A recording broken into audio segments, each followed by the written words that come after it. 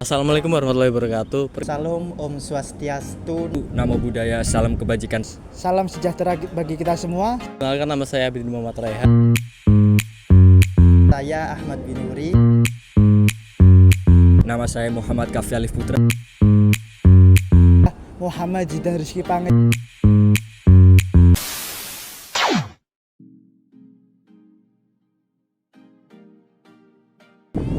International Red Cross atau PMI adalah sebuah jaringan organisasi global mengenai kemanusiaan terbesar di dunia yang diikuti lebih dari 80 juta orang dari seluruh dunia. Dan PMI sendiri ini berfokus pada penolongan terhadap korban bencana, peperangan, dan juga beberapa isu sosial dan kemanusiaan. Dan PMI terdiri dari ICRC, yaitu International Committee of the Red Cross, dan IFRC, International Federation of the Red Cross and Red Crescent Societies. Sejarah PMI lahir dilatar belakangi oleh adanya konflik peperangan antara negara Perancis melawan negara Austria, di mana dari konflik peperangan ini melibatkan banyaknya korban, mencapai 40.000 warga dan tentara. Bertepatan pada masa itu ada seseorang yang bernama Henry Dunant yang tanpa sengaja melewati peperangan itu dan melihat betapa berdarahnya peperangan pada masa itu. Dan mirisnya tidak ada tim medis pada masa itu. Hatinya seseorang itu gerak berkeinginan menjadi relawan tim medis untuk seluruh tentara-tentara antara negara Prancis dan Austria. Dia tidak memandang bulu, di mana dia itu ingin sekali menjadi tim medis pada masa itu. Untungnya banyak orang setempat membantu dan mengapresiasi tentang seseorang Henry Dunant ini. Dari sinilah lahirnya organisasi PMI atau Bintang Merah pada masa itu.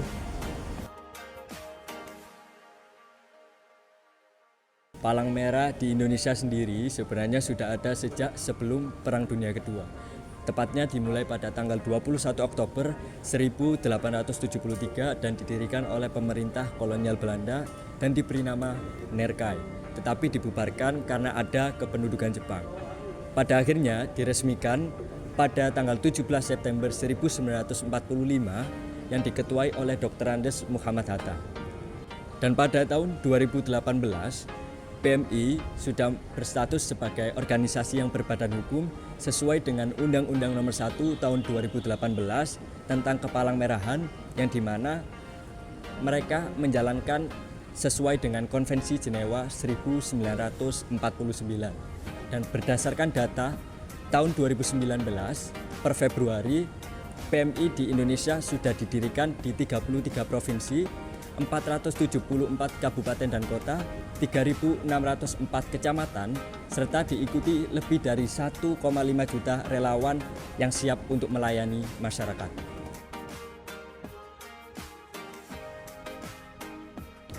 Baik, di sini saya akan menjelaskan tentang sumber hukum internasional, di mana sumber hukum internasional ada beberapa sumber hukum, yakni yang pertama kebiasaan.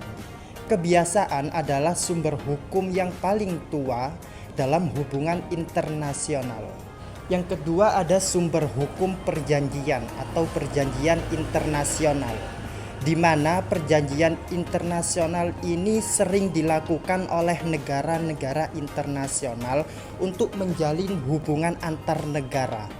Hubungan antar negara seperti convention, final act, dan deklarasi, dan lain sebagainya.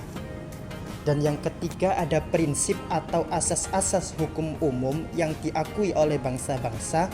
Dan yang terakhir ada putusan-putusan pengadilan yang beredutasi tinggi sebagai sumber hukum tambahan.